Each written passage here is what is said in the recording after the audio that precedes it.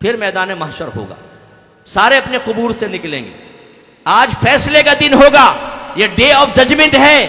جس کو آپ نے گالی دی تھی، جس کو آپ نے مارا تھا، جس کو گھور کر دیکھا تھا، جس کا حق دبایا تھا، جن کے مال دبا کر بیٹھے ہوئے تھے، جو اللہ تعالیٰ کے احکام کی نافرمانی کی، جو نبی کریم صلی اللہ علیہ وسلم کی نافرمانی کی، آج اس کے حساب کا وقت آیا ہے.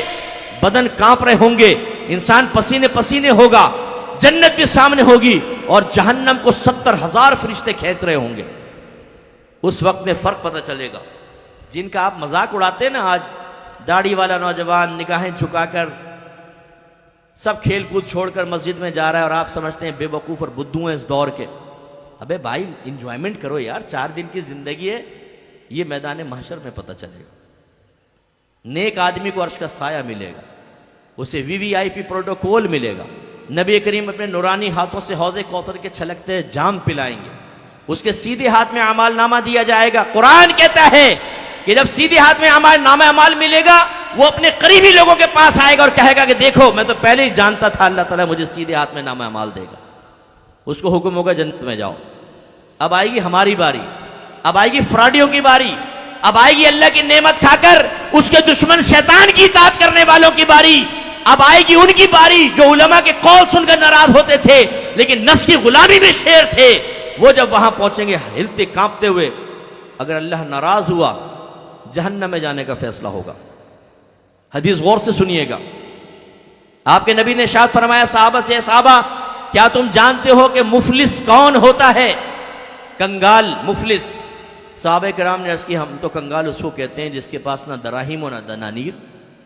سرکار نے فرمایا لیکن میری امت کا مفلس وہ ہوگا جو بروز قیامت بہت ساری نیکی لے کر آئے گا. زکوٰۃ بھی ہوگی، نماز بھی ہوگی، حج بھی ہوگی، صدقات بھی ہوں گے، لیکن اس نے کسی کو مارا ہوگا، کسی کو گالی دی ہوگی، کسی کا حق دبایا ہوگا، کسی کے ساتھ اور دوسرے معاملات کیے ہوں گے، تو اس کی کچھ نیکیاں یہ لے جائے گا، کچھ نیکیاں یہ لے جائے گا، کچھ نیکیاں یہ لے جائے گا، حتیٰ کہ اس کے نام اعمال میں کوئی نیکی نہیں رہے گی تو اللہ تعالیٰ اس کو جہنم میں ڈلوا دے گا. اور ایک روایت میں فرمایا اگر تم پر کسی کا حق ہے تو دنیا میں دے دو، ورنہ میدان معاشر میں تمہاری نیکیاں دوسروں کو دی جائیں گی اور اس سے حساب و کتاب پورا نہیں ہوگا تو ان کی برائیاں نکال کر تمہارے نام اعمال میں ڈال دی جائیں گی اور ایسا آدمی بھی جہنم میں ڈالا جائے گا. تو میرے بچوں، ہم مسلمان ہیں، ہم صحیح العقیدہ مسلمان ہیں. موت کب آئے گی ہمیں نہیں پتا. اللہ نے معاملہ مخفی رکھا ہے. ہو سکتا ہے یہ میرا آخری بیان ہو، اس کے بعد مجھے بیان کا موقع نہ ملے، اور یہ ہو سکتا ہے آپ کا آخری بیان ہو، اب آپ کا جنازہ ہی اٹھنے والا ہو. سوچئے پھر اللہ کی بارگاہ میں جا کر اس موجودہ زندگی کا کیسے حساب و کتاب دیں گے. خدا را اپنے نبی کی تلقینات کو سنیں اور ان کی فرما برداری کی طرف آئیں. آپ کے نبی نے فرمایا ہر شخص کے 3 دوست ہوتے ہیں. ایک کی دوستی جیسے ہی موت ہوتی ہے ختم ہو جاتی ہے. دوسرا قبرستان تک ساتھ ہوتا ہے، جیسے قبر میں دفناتے ہیں، اس کی دوستی بھی ختم. اور تیسرا قبر میں بھی ساتھ ہوگا اور میدان محشر تک بھی ساتھ رہے گا، حتیٰ کہ جنت دوزخ تک. پھر تفصیل بیان کی، فرمایا اس کا پہلا دوست اس کا مال ہے. آپ کی موٹر سائیکل، آپ کی گاڑی، آپ کی سائیکل، آپ کے لباس، آپ کے جوتے، آپ کا پیسہ، بینک بیلنس، یہ آپ کا پہلا دوست ہے. جیسی موت آئی رشتہ ختم، سب چیزیں اب کسی اور کی ہو گئی. دوسرا فرمایا اس کا دوست ہوتے ہیں جو دوست احباب اور رشتہ دار ہیں، یہ قبر تک ساتھ ہوتے ہیں، لیکن جیسے قبر میں ڈالتے ہیں ان کی دوستی بھی ختم، یہ بھی واپس آ جاتے ہیں. تیسرا فرمایا دوست نیک یا برا عمل ہے جو قبر میں بھی ساتھ ہوگا، آخرت میں. اب آپ اندازہ کریں کہ آپ کسی جہاز میں سفر کر رہے ہوں، ٹرین میں سفر کر رہے ہوں، بس میں سفر کر رہے ہوں. ہم نے بھی کیے ہیں، بعض وقت بات چیت شروع ہو جاتی ہے تو بس لمیٹڈ بات کرتے ہیں، بھئی آپ کہاں رہتے ہیں، یہ وہ 2-4 اس نے سوال کیے، ہم نے کر لیے، زیادہ دوستی نہیں بڑھاتے.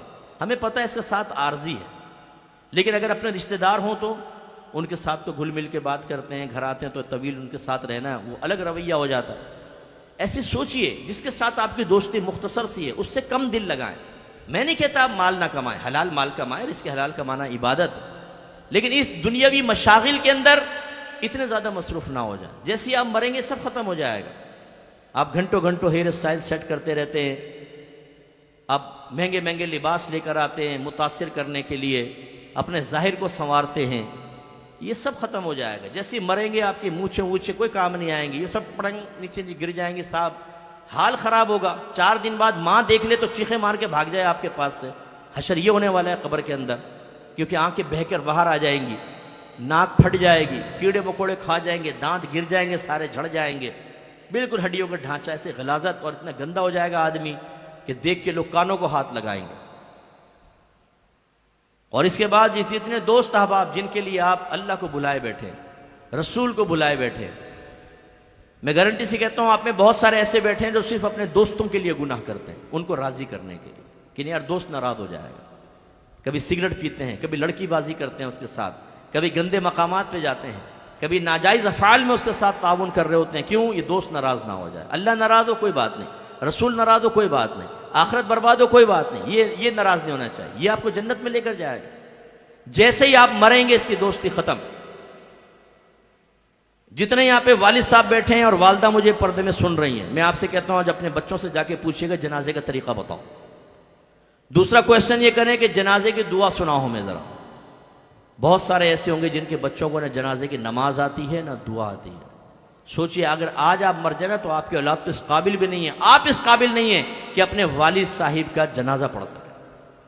ہم نے دیکھا ہے دوسرے جنازہ پڑھ رہے ہوتے ہیں، بیٹا تکبیر لگا کر دائیں بائیں دیکھتا ہے، جیسا لوگ کر رہے ہیں ویسے کرتا ہے، اور نیت کیا کرتا ہے؟ جو نیت امام کی وہ میری، اسے نیت تک کرنی نہیں آتی۔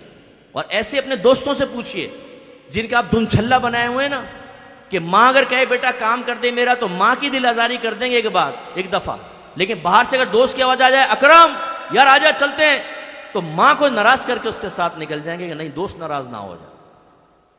ان سے پوچھیں جا کر، ان سے وعدہ لے کہ اگر آج میں مر جاؤں کتنی مرتبہ آؤ گے میری قبر پر؟ مجھے یقین ہے جھوٹا وعدہ ہوگا، کر لیں گے جھوٹا وعدہ ہوگا، ایک دفعہ بھی نہیں آئیں گے آپ کی قبر پر، یہ جنازہ تک نہیں پڑھیں گے۔ میں نے ایسے ایسے جنازے دیکھے، میں بڑا مشاہدہ بہت گہرا مشاہدہ رکھتا ہوں، جگری یار سائیڈ میں کھڑے ہوئے ہیں، لوگ جنازہ پڑھ رہے ہیں، اور ان سے پوچھے کیوں نہیں پڑھ رہے؟ وہ جی ناپاک ہیں ہم۔ ایسے ناپاکوں سے دوستی رکھتے ہیں آپ کہ جو آپ کے جنازہ تک پڑھنے کے لیے تیار نہیں ہے، کیا ہوگا پھر؟ اس لیے خدا را اللہ اس کے رسول کی اطاعت کی طرف آئیے۔ صحابہ کرام علیہم الرضوان اللہ کی بارگاہ میں اتنے مقبول کیوں ہیں؟ اس کی وجہ بتاؤں میں۔ اگر میں کہوں وہ عاشقان رسول تھے، آپ کہیں گے یس، اور سب سے بڑے عاشق رسول تھے، آپ کہیں گے یس، تو ان کے عشق کی علامت سب سے بڑی بتاؤ کیا تھی؟ دونوں کا ایک ہی جواب ہوگا، نبی کی اطاعت۔ سرکار کی زبان سے حکم نکلا، اللہ کے نبی کا حکم ہے، کسی معمولی شخص کا حکم نہیں ہے، فوراً یا رسول اللہ ہم حاضر ہیں، حکم فرمائے، جان قربان کرنی ہے جان دیں گے، علاقہ چھوڑنا ہے، برادری چھوڑنی ہے، سب چھوڑ دیں گے۔ مہاجر صحابہ نے دیکھے سب چھوڑ دیا، مدینے آئے، انصار صحابہ سے فرمایا آدھا مال اپنے مہاجر بھائی کو دو، آدھا مال دے دیا، قربان کر دو اپنے آپ کو، جانیں قربان کر دی سرکار کے قدموں پر۔ تو یہ دین زندہ ہے۔